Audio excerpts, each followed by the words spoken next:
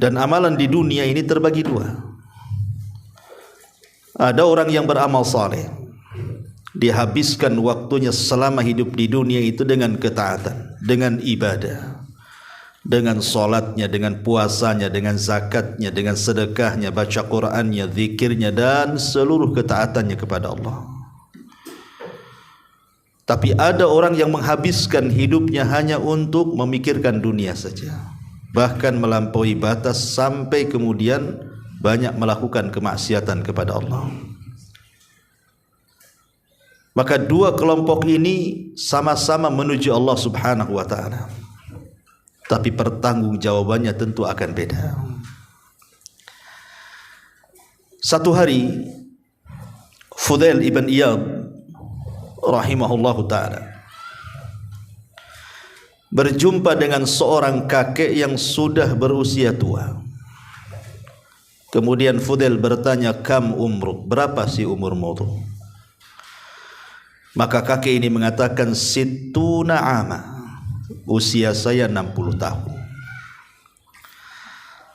Kata Fudail ibn Iyad, tushiku antasila ilallah, berarti panjangnya umurmu, kau sudah lama berjalan, artinya kau sudah dekat akan menjumpai Allah Subhanahu wa ta'ala. Maka kakek ini mengatakan, inna lillah wa inna ilaihi raji'un, sesungguhnya kita ini milik Allah dan kepada Allah lah kita akan dikembalikan.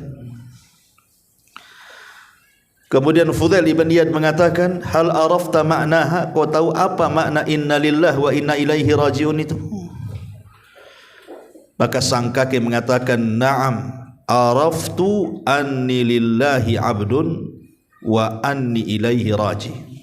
Ya, saya sangat paham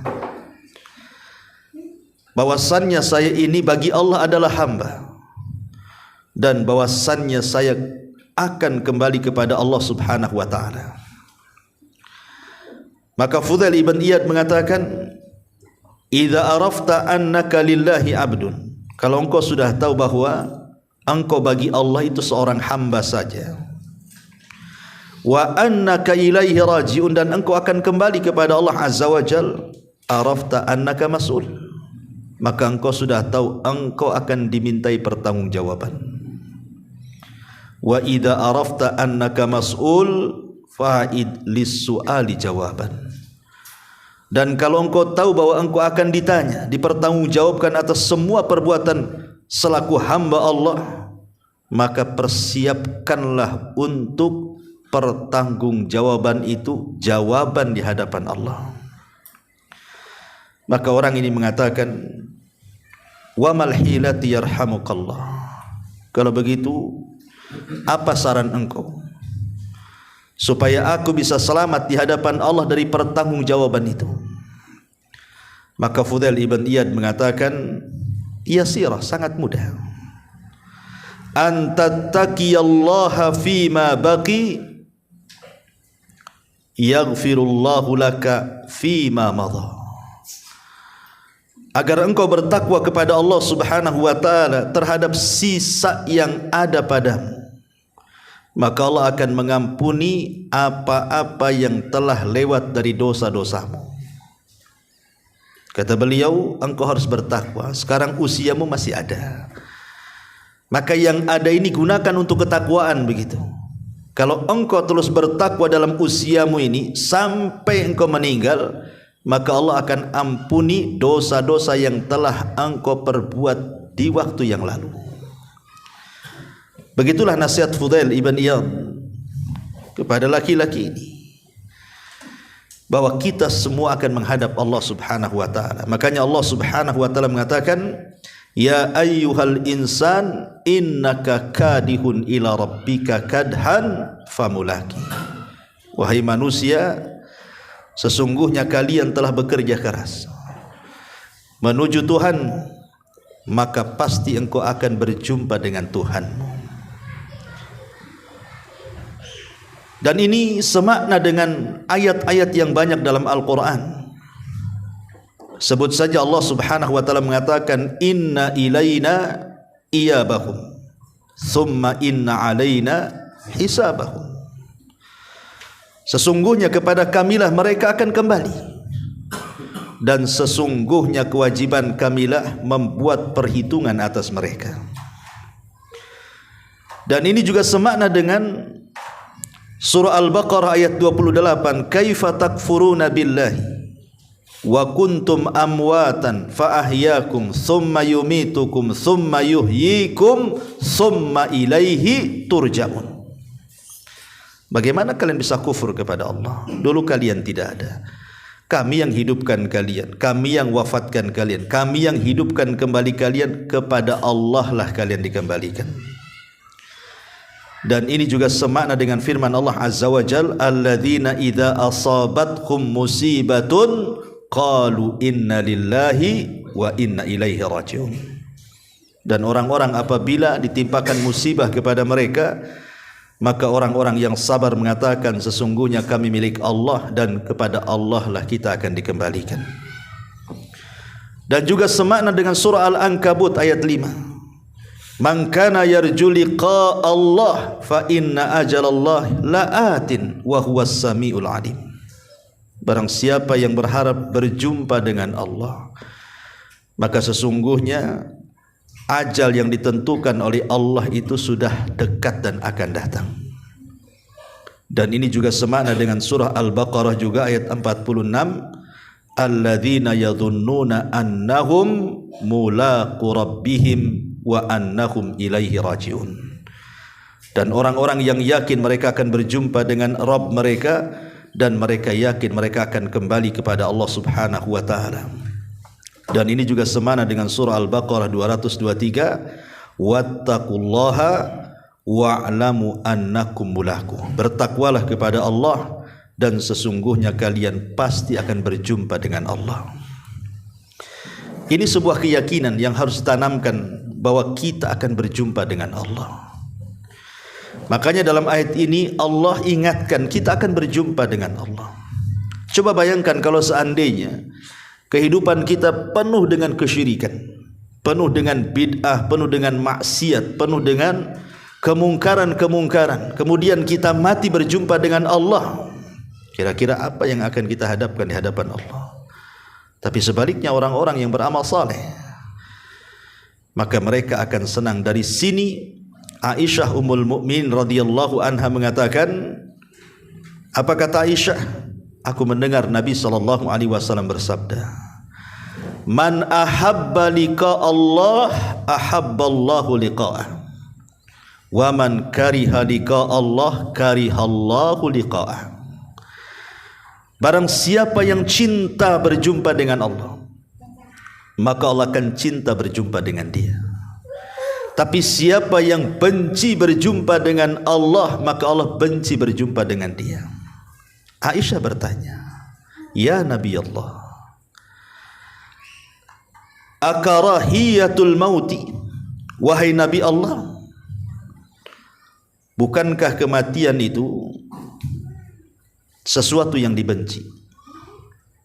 Fakulluna nakrahul maut, kita semua benci kematian. Siapa yang ingin mati? Kita tidak mau mati. Karena sifat manusia itu kalau bisa hidup lama. Tapi Nabi SAW mengatakan, laisa kadzalik, bukan seperti itu maknanya wahai Aisyah, walakinnal mu'min, tapi seorang mukmin idza busyira bi rahmatillahi wa ridwanihi wa jannatihi, seorang mukmin itu kalau dihabar gembirakan dengan rahmat Allah, dengan karunia Allah, dengan surga Allah, ahabballahu liqa'ah, maka dia akan menanamkan cintanya dengan Allah dan ingin berjumpa dengan Allah. Maka ketika itu Allah suka berjumpa dengan dia. Wa innal kafir wal fajir, tapi orang kafir fajir, idza busyira bi adzabillah wa sakhatihi karihallah liqa'ah, apabila dihabarkan bahwa mereka akan diazab, mereka akan dimurkai oleh Allah, maka dia mulai benci berjumpa dengan Allah. Lah ketika itu karihallahu liqa'ah, Allah pun benci berjumpa dengan dia. Makna hadis ini, Ketika Nabi SAW mengatakan siapa yang suka berjumpa dengan Allah, maka Allah suka berjumpa dengan dia. Siapa yang benci berjumpa dengan Allah, maka Allah benci berjumpa dengan dia. Kalau dalam kehidupan kita ini ikhwatu fiddin, memang himmah kita, niat kita atau semangat kita itu untuk akhirat saja. Ya, kita bekerja untuk dunia tapi wasilah untuk akhirat. Sehingga waktu kita untuk akhirat, harta kita untuk akhirat, semua kehidupan kita untuk akhirat. Kita juga mendidik keluarga untuk akhirat, menyekolahkan anak untuk akhirat, semua untuk akhirat. Berarti kita sedang menanam tanaman-tanaman indah di surga. Lah ketika kemudian kita sudah membangun istana-istana, taman-taman, sungai-sungai di surga Allah Azza wa Jalla, karena kita investasikan kehidupan dan waktu serta biaya kita untuk akhirat. Kalau datang satu ketika kematian, maka itu yang ditunggu-tunggu seorang mukmin. Dia ingin cepat mati dan ingin berjumpa dengan Allah. Tetapi kalau seandainya orang itu menginvestasikan seluruh kehidupannya di dunia, waktunya untuk dunia, uangnya untuk dunia, keluarganya hanya untuk dunia semuanya, maka saat datang kematian dia benci dengan kematian itu. Ketika dia benci dengan kematian, maka Allah benci dengan dia. Kenapa dia benci dengan kematian? Karena dia harus meninggalkan harta yang ditinggalkannya, tanah yang ditinggalkannya, ATM yang ditinggalkannya, keluarganya, anak-anak, dia akan tinggalkan semuanya. Makanya dia benci berjumpa dengan Allah. Inilah makna barang siapa yang cinta berjumpa dengan Allah, Allah cinta berjumpa dengan dia. Siapa yang benci berjumpa dengan Allah, maka Allah benci berjumpa dengan dia. Ma'asyiral muslimin wal muslimat rahimani wa rahimakumullah. Syekh Abdurrahman As-Sa'di rahimahullahu taala ketika memberikan catatan kepada surah ini, dia mengatakan, ya ayyuhal insan innaka kadihun ila rabbika kadhan famulaki. Wahai manusia, sesungguhnya engkau sedang beramal dengan lelah letih untuk Rabbmu dan engkau pasti akan menjumpai Rabbmu. Apa kata beliau? Ai innaka sa'in ilallah wa amilin bi awamirihi wa nawahihi wa mutaqarrab ilaihi imma bil khairi wa imma bisyarri. Thumma tulaqillaha yaumal qiyamah. Kata beliau, maksudnya wahai manusia, engkau ini sedang berupaya lari menuju Allah Subhanahu wa taala. Beramal untuk Allah dengan melaksanakan perintah, menjauhi larangan, dekat dengan Allah. Baik amalan itu sifatnya kebaikan ataupun sifatnya keburukan, tapi semua akan berjumpa dengan Allah Subhanahu wa taala. Dari sini kita tahu ma'asyiral muslimin yang dimuliakan Allah Azza wa Jalla, ada dua perkara yang ingin saya bahas dalam ayat ini. Kemana dhamir famulakihi? Wahai manusia, sesungguhnya kamu telah bekerja keras menuju Tuhanmu, maka kamu akan menemuinya. Nyah ini kemana? Menemui apanya? Siapa yang ditemui di sini? Ulama tafsir mengatakan, ada yang mengatakan bahwa kita akan berjumpa dengan Allah Subhanahu wa taala. Tapi ada juga yang mengatakan bukan berjumpa dengan Allah, tetapi berjumpa dengan amalan yang kita amalkan. Dan dua-duanya benar. Baik, kita kupas satu-satu, ya. Kalau yang dimaksud kalimat famulaki, bahwa kita akan berjumpa dengan Allah Subhanahu wa taala, perjumpaan kita dengan Allah Subhanahu wa taala itu ada 4 kali. 2 di dunia dan 2 di akhirat. Adapun di dunia, maka perjumpaan kita dengan Allah Subhanahu wa taala dalam setiap salat kita. Itulah kita sedang berjumpa dengan Allah Azza wa Jalla, bahkan sedang berdialog dengan Allah. Dan itu berdasarkan surah Al-Baqarah ayat 45 dan 46. Allah mengatakan, wasta'inu bis-sabri was-salah wa innaha lakabiratun illa 'alal khashi'in alladzina yadhunnuna annahum mulaqu rabbihim wa annahum ilaihi raji'un. Wasta'inu bis-sabri was-salah, mintalah pertolongan dengan sabar dan dengan salat. Dan sesungguhnya salat itu amat sangat berat dilakukan kecuali bagi hamba-hamba yang khusyuk. Siapa yang khusyuk itu? Maka Allah katakan yang khusyuk itu alladzina yadunnuna annahum mulaqu rabbihim. Orang-orang yang yakin dalam salatnya dia sedang berjumpa dengan Rabb mereka dan dia yakin dia akan kembali kepada Allah Azza wa Jalla. Kalimat alladzina yadunnuna annahum mulaqu, orang yang khusyuk adalah orang yang yakin dia sedang berjumpa dengan Allah Azza wa Jalla.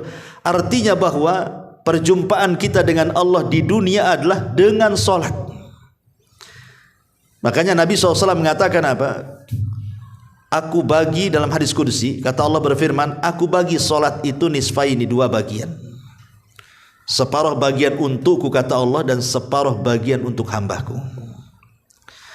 Apabila hambaku mengucapkan alhamdulillah ya rabbil alamin, maka Allah akan jawab hamidani abdi, hambaku telah memujiku. Apabila hambaku mengucapkan ar-rahman ar-rahim, maka Allah menjawab asna alayya abdi, hambaku sedang mengagungkan aku. Apabila hambaku mengatakan maliki yaumiddin, maka Allah jawab majjadani abdi, hambaku sedang membesarkan aku. Terjadi dialog di situ. Makanya sunnah ketika antum salat baca surah Al-Fatihah itu ayatnya dipotong-potong, jangan digabung. Ya. Jadi maksudnya setiap ayat harus berhenti. Alhamdulillahi rabbil alamin, berhenti sini. Ar-Rahmanir Rahim, berhenti sini. Jadi kenapa kemudian setiap ayat berhenti, setiap ayat berhenti? Karena setiap ayat dalam surah Al-Fatihah dalam salat itu ada jawabannya. Allah menjawab tuh. Setiap kita mengatakan alhamdulillahi rabbil alamin, Allah jawab. Dan jawabannya hamidani abdi. Kalau kita mengatakan ar-Rahman ar-Rahim, asna alayya abdi. Kalau kita katakan maliki yaumiddin, majjadani abdi. Kalau kita katakan iyyaka na'budu wa iyyaka nasta'in, hadza baini wa baina abdi wa li abdi mas'al. Ini bagian hambaku dan diriku, dan setiap permintaan hambaku kabulkan. Dan begitu seterusnya. Ada dialog dalam surah Al-Fatihah itu saat kita salat. Ya. Dari sini kita tahu bahwa salat itu pertemuan kita dengan Allah dan dialognya kita dengan Allah. Minimalnya 17 kali kita menghadap kepada Allah Subhanahu wa taala. Berdiri menghadap Allah 17 kali dalam sehari. Belum salat sunnah kita. Dan setiap salat kita membaca Al-Fatihah. Dan setiap rakaat ada Fatihahnya. Berarti di situ ada dialog kita dengan Allah Azza wa Jalla. Ini perjumpaan kita yang pertama. Kalau kita sudah tahu bahwa salat adalah perjumpaan kita dengan Allah, maka mestinya kita harus paham. Kita saja mau berjumpa dengan Pak Camat bahasanya kan, berjumpa dengan Pak Wali Kota, berjumpa dengan mungkin lebih tinggi lagi ke provinsi, berjumpa dengan gubernur, lebih tinggi lagi berjumpa dengan menteri, lebih tinggi lagi berjumpa dengan presiden. Tentu kita persiapan. Tidak mungkinlah antum pakai pakaian asal-asalan. Tidak mungkin juga antum tidak mandi. Tidak mungkin juga antum tidak rapi akan berjumpa dengan orang besar menurut kacamata kita. Lah kenapa kemudian dengan manusia kita bisa mengagungkan saat berjumpa dengan mereka, tapi saat berjumpa dengan Allah kita tidak pernah mengagungkan? Tidak membuat pakaian khusus untuk salat, wewangian khusus untuk salat, tempat yang baik untuk, padahal kita berjumpa dengan Rabb yang menciptakan seluruh pemimpin yang kita muliakan di dunia ini. Nah, terkadang kita ini tidak paham mana yang harus lebih dihormati dan mana yang harus dimuliakan. Sama manusia kita muliakan, masa sama Allah asal-asalan? Tapi banyak orang yang asal-asalan sholat itu, pakaiannya asal-asalan, kadang seminggu tak ganti-ganti, itu saja. Itu untuk kerja, itu untuk main, itu untuk sholat, semua pakai itu. Ya kan? Kadang-kadang kurang adab kita. Padahal Allah mengatakan wathiyabaka fatahhir, dan pakaian membersihkan. Ya. Ini yang pertama. Perjumpaan yang kedua di dunia adalah saat kita sedang sakaratul maut. Disitulah kita akan dijumpakan dengan Allah Subhanahu wa ta'ala. Dan itu berdasarkan ayat yang sering kita baca. Ya ayyatuhan nafsul mutmainnah, irji'i ila rabbiki radiyatan mardiyah fadkhuli fi ibadi wadkhuli jannati. Wahai jiwa yang tenang. Siapa jiwa yang tenang ini? Ulama tafsir mengatakan bahwa jiwa yang tenang adalah jiwa yang selalu berzikir kepada Allah. Karena yang membawa ketenangan itu zikir. Ala bi dzikrillahi tatmainnul qulub. Ingat, dengan zikir kepada Allah itu kita tenang. Jadi orang yang dipanggil wahai jiwa yang tenang itu artinya jiwa-jiwa yang ketika sebelum dia sakaratul maut dia senantiasa berzikir dekat dengan Allah Subhanahu wa taala, maka dipanggil jiwanya dengan ketenangan. Dan kita bisa rasakan kalau kita banyak berzikir, tenang hati kita. Itulah yang dipanggil oleh malaikat saat sakaratul maut. Hei jiwa yang tenang, irji'i ila rabbik, kembalilah kepada Rabbmu, radiyatan mardiyah, dengan penuh redha dan diridhai. Fadkhuli fi ibadi, masuklah kepada hamba-hambaku, wadkhuli jannati, masuklah ke dalam surgaku. Ruh seorang mukmin ini kalau dicabut, dalam hadis Bara ibn Azib yang panjang sekali itu, maka ruh ini akan diletakkan di kain kafan dari sorga dengan wewangian dari sorga. Kemudian wanginya akan semerbak melambung ke langit. Semua malaikat memujinya. Ini ruhnya siapa? Wangi sekali. Maka malaikat yang membawa ruh mengatakan ruhnya fulan ibn fulan, menyebut nama yang paling disukainya di dunia. Kemudian pintu langit pertama dibuka, kedua, ketiga, keempat, kelima, keenam, sampai ketujuh, sampai dia diperjumpakan dengan Allah. Itulah pertemuan kedua. Dia diperjumpakan dengan Allah, ruh tersebut. Kemudian Allah mengatakan kembalikan ruh ke dalam jasadnya, tapi catatannya letakkan di tempat yang paling tinggi fil illiyin. Inilah perjumpaan kita dengan Allah. Ini kalau orang yang beriman. Tapi kalau orang kafir, orang fasik, orang fajir, munafik, orang jahat dan begitu seterusnya, maka tentu perjumpaan dengan Allah akan berbeda. Jangankan lagi dilesatkan ke langit ketujuh, langit pertama saja tidak dibukakan pintunya. Sehingga Allah Subhanahu wa taala katakan la tufattahu lahum abwabus sama wa la yadkhulunal jannah hatta yalijal jamalu fi samil khiyat. Allah katakan pintu-pintu itu tidak ada satu pun yang dibukakan karena ruhnya jelek. Dan mereka tidak akan masuk surga sampai ada cerita unta masuk ke liang jarum, kata Allah. Maka kemudian Allah mengatakan lemparkan ruh ke dalam jasadnya, letakkan kembali di sijin catatannya di bumi yang paling dasar, tidak sempat naik ke langit. Ini pertemuan yang kedua dengan Allah Azza wa Jalla. Kemudian pertemuan yang ketiga kapan? Fil mauqif, di padang mahsyar.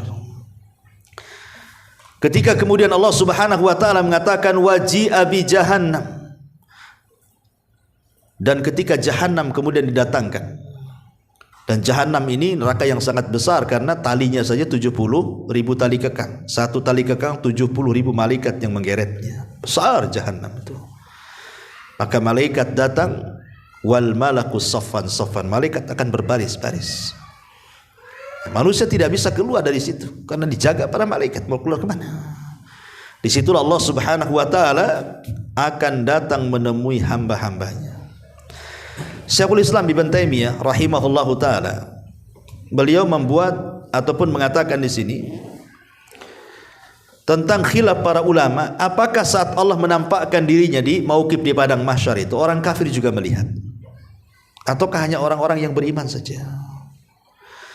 Kata beliau, fa amma mas'alatu ru'yatil kuffar, adapun masalah apakah orang kafir melihat Allah atau tidak, maka beliau menguraikan tiga pendapat. Yang pertama, kata beliau, annal kufar la yarawna rabbahum bihalin, orang kafir selamanya tidak akan melihat Allah. Walaupun Allah tampak di padang mahsyar, tapi orang kafir tidak bisa melihat. Kenapa? Karena mereka terhalang. Ya, kalla innahum an rabbihim yawma idzin lamahjubun. Sekali-kali tidak, mereka orang-orang kafir terhadap Rabb mereka pada hari itu terhalang, tidak akan melihat Allah. Padahal Allah hadir, tapi mereka tidak bisa melihat. Ini satu pendapat kata Ibnu Taimiyah. Pendapat yang kedua, annahu yarahu man adhara tauhida min mu'mini hadhil ummah. wa munafiqiha wa ghabarati min ahlil kitab wa dhalika fi arasatil qiyamah thumma yahtajib anil munafiqin fala yarawnahu ba'da dhalik. Ada yang mengatakan orang kafir melihat, tetapi orang-orang kafir yang semasa hidup dia menampakkan tauhid dari orang-orang yang beriman di antara mereka. Kan pamannya orang-orang Nasrani kan ada yang taat ada yang tidak, Yahudi ada yang taat ada yang tidak, kan begitu. Jadi agama-agama selain daripada Islam mereka hanya melihat orang-orang yang taatnya saja, dan kepada yang taat terutama orang munafik maka seketika tidak akan melihatnya. Itu pendapat yang kedua. Pendapat yang ketiga, annal kufar yarawnahu ru'yata ta'rif wa ta'dzim. Mereka semua melihat Allah, mukminnya melihat Allah, kafirnya melihat Allah. Tapi mukmin melihat Allah adalah ru'yatun ni'mah. Mereka melihat itu karena penuh dengan kenikmatan. Tapi orang kafir melihat Allah itu seperti seorang tersangka pesakitan di depan hakim yang siap dipukul tentang hukumannya. Ketakutan. Melihat Allah itu dengan penuh ketakutan, bukan kenikmatan. Ma'asyiral muslimin yang dimuliakan Allah Azza wa Jalla, intinya ini pertemuan kita yang ketiga di akhirat, dan puncaknya adalah di mana? Di sorga. Puncak pertemuan kita dengan Allah Subhanahu wa taala di sorga berdasarkan banyak ayat Al-Qur'an. Allah mengatakan dalam surah Al-Qiyamah, wujuhu yawma idzin nadhirah ila rabbiha nadhirah. Pada hari itu ada wajah-wajah yang berseri-seri di sorga karena mereka mampu melihat wajah Allah. Dan Allah mengatakan lilladzina ahsanul husna wa ziyadah. Bagi orang-orang yang berbuat baik maka mereka akan mendapatkan kebaikan dan tambahan kebaikan. Ulama tafsir mengatakan maksudnya tambahan kebaikan di sini ru'yatullah azza wajalla, melihat Allah azza wajalla. Dan hadis Nabi SAW mengatakan ketika para sahabat duduk-duduk, kemudian Nabi SAW di tengah-tengah para sahabat memandang bulan yang ketika itu sedang purnamanya, lagi bulat-bulatnya, lagi besar-besarnya, lagi terang-terangnya. Kemudian Rasul mengatakan, lihat bulan itu, katanya. Maka semua sahabat melihat bulan. Kemudian Rasul mengatakan, innakum satarawna rabbakum kama tarawna hadzal qamara lailata badri tamami. Kalian akan memandang wajah Allah seperti kalian memandang bulan itu, tidak berdesak-desakan sedikit pun. Artinya kita mampu memandang wajah Allah cukup dengan menengadahkan kepala begini sudah nampak Allah Subhanahu wa taala. Ma'asyiral muslimin yang dimuliakan Allah Subhanahu wa taala, inilah 4 pertemuan kita dengan Allah Azza wa Jalla. 2 di dunia, 2 di akhirat. Ini bagi yang mentafsirkan bahwa famulaqi itu artinya hi di sini kembali kepada Allah, kata kerja dhamir ini kembali kepada Allah. Tapi bagi yang mengartikan bahwa kalimat famulaki ini bukan kembali kepada Allah, tetapi kepada kadi, kepada orang yang beramal. Ya, berarti kembali kepada catatannya, kepada amalannya. Dan ketika kita bicara kapan kita berjumpa dengan amalan kita atau menjumpai amalan kita, sebagaimana tadi disebutkan bahwa kita akan berjumpa dengan Allah di 4 tempat, maka begitu juga ketika kita berjumpa dengan amalan kita, maka kita akan berjumpa dengan amalan kita di 4 tempat juga. Yang pertama di dunia. Kapan itu? Saat kita berusaha untuk melakukan kebaikan. Kita bisa rasakan kan bahwa iman kita ini bertambah. Antum kalau 1 bulan ini antum tutup keran maksiat, jangan maksiat, ya. Antum habiskan dengan sholat, baca Quran, wudhu, pokoknya berbuat baik saja. Antum akan rasakan tuh bagaimana iman kita itu bertambah kan. Bertambah iman kita ini. Dari sini ahli sunnah wal jamaah mengatakan al-imanu yazidu wa yankus, yazidu bit ta'ati wa yankusu bil maksiyah. Iman itu kadang bertambah, kadang berkurang. Bertambah karena ketaatan, berkurang karena kemaksiatan. Makanya kalau orang rajin beribadah, dia akan takut maksiat. Dan itulah kita mendapatkan amalan kita ada pengaruh dalam kehidupan kita. Sama dengan orang ahli maksiat, itu pengaruh kepada ibadahnya tuh. Malas sholat, malas ngaji, malas segalanya. Kenapa? Karena maksiat itu ada pengaruh. Sebagaimana amal soleh itu ada pengaruh. Dan kita bisa dapati dalam kehidupan dunia. Kita bisa rasakan kok. Ya. Antum yang sering ngaji, semangat. Tapi coba antum mulai sekali-kali datang, sekali-kali tidak, sekali-kali datang kayak puasa Daud ya. Kadang datang, kadang enggak, kadang datang. Lama-lama futur kan. Kita bisa rasakan kok itu. Ya. Ini yang pertama. Kemudian yang kedua, saat meninggal dunia.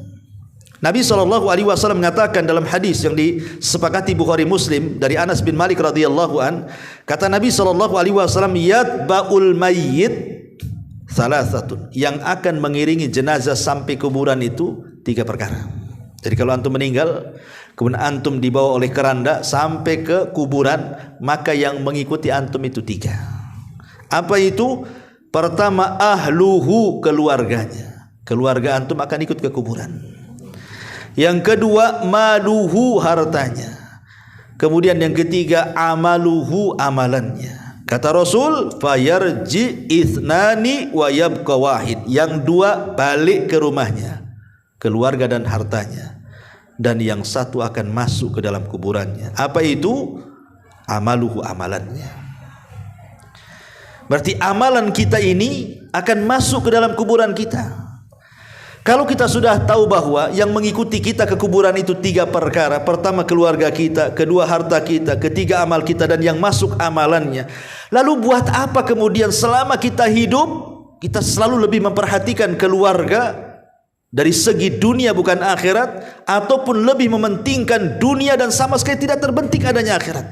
Semua akan meninggalkan kita kok. Ada seorang suami itu, subhanallah, dia mati-matian membela keluarganya, entah keluarganya salah atau tidak. Dia sayang dengan keluarganya, entah keluarganya sholat atau tidak. Dia rela bermusuhan dengan orang dengan hasutan keluarganya, padahal keluarganya tidak mungkin menolong saat kematian kita. Lalu buat apa kita kemudian berusaha membela keluarga kita mati-matian kan? Kecuali dalam urusan agama ya kan? Urusan agama ya, kita bela mati-matian supaya anak kita ini menjadi anak yang soleh, keluarga kita soleh-soleh kan begitu.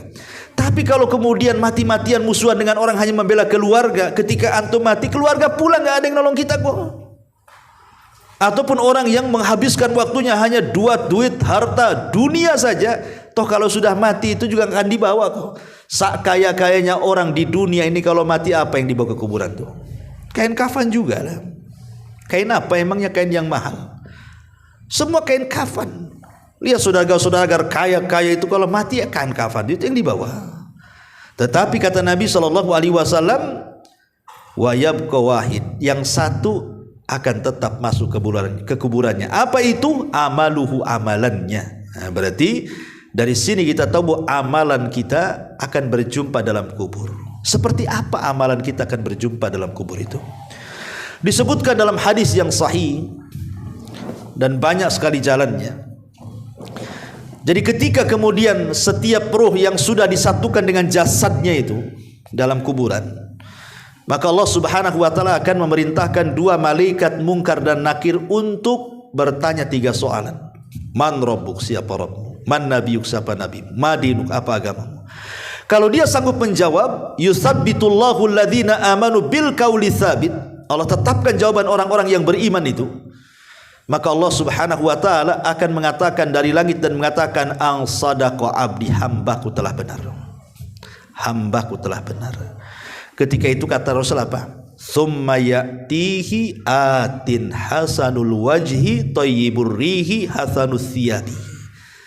Tiba-tiba dalam kubur itu muncul orang hasanul wajhi, sangat indah wajahnya, thayyibur rihi, sangat harum bau badannya, hasanus thiyabi, sangat indahlah pakaiannya.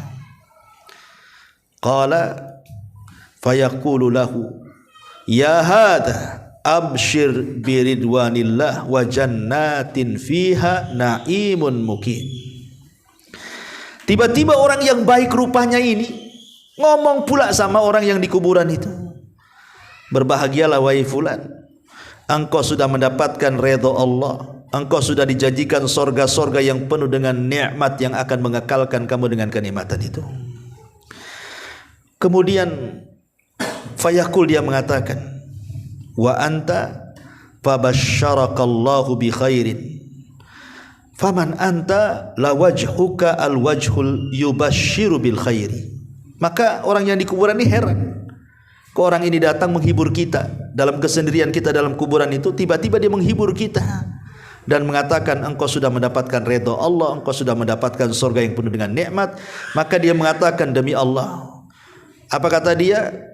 Wa anta fabasyarakallahu bi khairin, dan bagimu semoga Allah juga menghabarkan kebaikan dengan menghabar gembirakan dengan kebaikan. Siapa kamu ini? Wajahmu sangat indah, wajahmu sangat baik sekali. Ketika dia mengatakan seperti itu, apa jawaban orang ini? Ana amaluka saleh, sayalah jelmaan dari amal solehmu.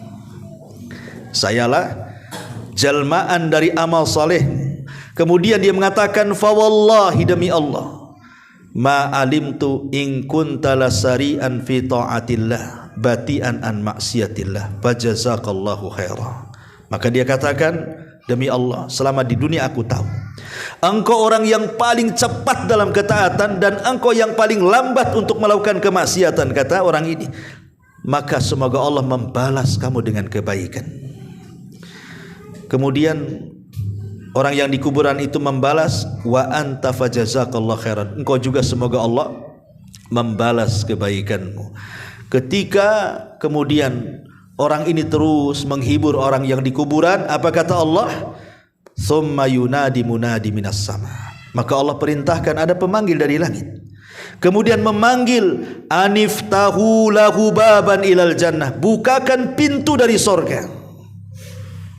Wafrashu lahu min farshil jannah, bentangkan, hamparkan tikar-tikar tempat tidur dari sorga kepadanya.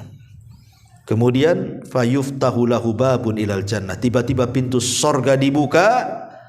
Wa yafrishu lahu min farasil jannah, dihantarkan tempat tidur yang indah dari sorga. Ketika dia sudah merasakan seperti itu, tiba-tiba kemudian dihabarkan bahwa kalau terjadi kiamat engkau akan mendapatkan semua kenikmatan itu. Maka dia mengatakan, ya Rabb aqimis sa'ah, aqimis sa'ah, ya Rabb tegakkan kiamat, tegakkan kiamat. Itu kalau amal kita baik, yang datang juga orang baik, menyenangkan, menghibur kita. Tapi kalau kita banyak melakukan dosa, banyak melakukan kemaksiatan kepada Allah, apa yang terjadi? Tsumma ya'tihi atin qabihul wajhi muntannur rihi qabihus thiyabi. Kebalikannya, yang datang kepada kita buruk mukanya, wajahnya sangat busuk dan bau, kemudian pakaiannya pun jelek sekali. Kemudian dia mengatakan, ya hadza abshir bisaqatillah wa adzabil mukim. Wahai fulan, dia bentak sama orang yang ada di kuburan. Wahai fulan, celaka engkau, katanya. Ingat kemurkaan Allah sudah menunggumu, azab Allah sudah menunggumu. Kemudian dia mengatakan, wa anta basyarakallah bisyarri faman anta. Ngapain kau datang? Kau menghabarkan keburukan dengan aku, siapa kamu? Maka orang ini mengatakan, ana amaluka sayyi, saya amal burukmu. Wallahi, demi Allah, ma alimtuka in kunta lasari'an fi maksiatillah bati'an an ta'atillah. Aku sudah tahu kau di dunia itu, kalau soal ketaatan kau lambat, kalau soal maksiat kau cepat, katanya. Fajazakallahu syarran, Allah berikan balasan keburukan untukmu. Maka orang yang di kuburan balik mendoakan, wa anta fajazakallahu syarran, engkau pun akan menerima keburukan dari Allah Azza wa Jalla. Tiba-tiba, summa yaqbidu lahu a'ma abka ma'ahu mirzabatun min hadid. Tiba-tiba datang orang buta, datang orang tuli, di tangannya ada besi. Kemudian dia pun memukulnya. Apa kata Rasul? Lau dharaba biha jabalan lasara naran. Kalau seandainya pukulan malaikat yang dipukulkan kepada orang yang dikubur itu dipukulkan di gunung, gunung itu akan berubah menjadi api. Fayadribuhu darbatan yasma'uha ma bainal masyriqi wal maghrib. Maka orang ini yang menjelma, orang jelek ini memukulkan, dia pun berteriak, suaranya sampai ke ujung timur dan barat, semua mendengarnya kecuali manusia dan jin, kata Nabi. Ya. Ma'asyiral muslimin yang dimuliakan Allah Azza wa Jalla, ini pertemuan yang kedua dengan amal kita. Imma amal kita baik, imma amal kita tidak baik, kan itu. Ini yang kedua. Yang ketiga, pertemuan kita dengan amal saleh adalah saat kita di padang mahsyar. Ketika kemudian amal itu ditampakkan kepada kita, baik dalam bentuk catatan. Kemudian Allah Subhanahu wa taala menerbangkan catatan itu. Di situ akan nampak siapa yang mengambil dengan tangan kanannya, siapa yang mengambil dengan tangan kirinya, atau mengambil tangan kiri dari balik punggungnya. Disitulah nampak. Itulah bentuk amalan kita di dunia. Semua sudah dicatat, tidak ada yang kecil, tidak ada yang besar, semua ada catatannya. Dan terakhir tentunya kita akan berjumpa dengan amalan kita di sorga. Kalau kita termasuk penghuni sorga, dan kalau kita termasuk na'udzubillah penghuni neraka, ya akan dapatkan itulah sebagai balasan amalan kita di dunia. Wa man ya'mal mithqala dzarratin khairan yarah wa man ya'mal mithqala dzarratin syarran yarah. Ya.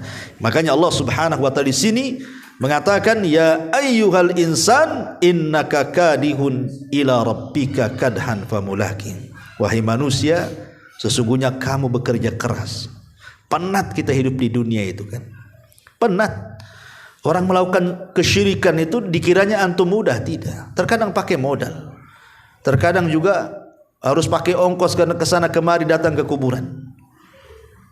Terkadang ada itikaf di situ, kemudian berkorban di situ, kemudian bernazar di situ, dan begitu seterusnya. Melakukan bid'ah juga sama, terkadang mengeluarkan biaya. Melakukan maksiat juga sama, judi pakai uang, zina pakai uang, khamar pakai uang, semua pakai uang. Lelah letih kita mencari uang itu hanya untuk itu. Kalian itu innaka kadih, lelah letih loh, maksiat aja lelah letih kan. Karena kita cari uang dari pagi sampai sore kan lelah loh. Tiba-tiba uang itu tuh maksiat. Ingat, famulaqin, engkau akan berjumpa dengan Allah, atau engkau akan menjumpai amalan. Tapi kalau kadihnya, lelah letihnya kita ini untuk sholat, zakat, puasa, haji, dan begitu seterusnya, nggak apa-apa saya lelah letih dari pagi sampai malam saya bekerja, tapi untuk ibadah kepada Allah, untuk menghidupi keluarga, sebagian ditambung untuk umrah, untuk haji, untuk zakat, sedekah, dan apalah sebutkan keamalan soleh itu, maka kita akan berjumpa dengan Allah famulaqin. Dari sini Nabi SAW bersabda dalam sebuah hadis. Apa kata Nabi SAW? At-tuhuru syatrul iman, bahwa kebersihan itu bagian daripada iman. Walhamdulillah tamla'ul mizan, ucapan alhamdulillah bisa memenuhi timbangan.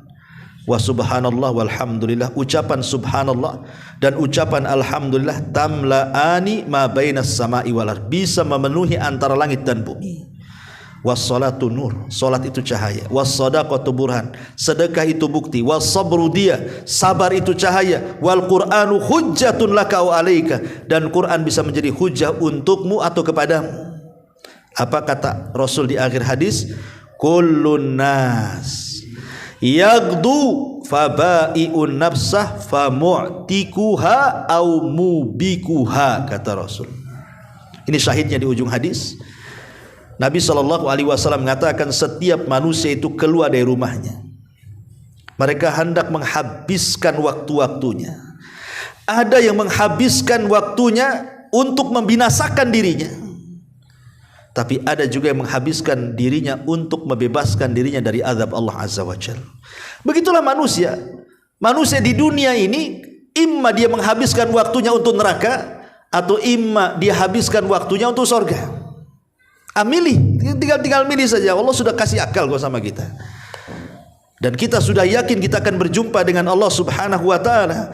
Maka kalau kita sudah paham bahwa kita akan berjumpa dengan Allah, maka sudah seharusnya seorang itu persiapan. Dan Allah mengatakan wa tazawwadu fa inna khaira zadit taqwa, bertakwalah, berbekalah kalian, dan sebaik-baik bekal adalah ketakwaan kita kepada Allah Subhanahu wa taala. Inilah diantara tafsir singkat dari surah Al-Insyiqaq ayat ke-6.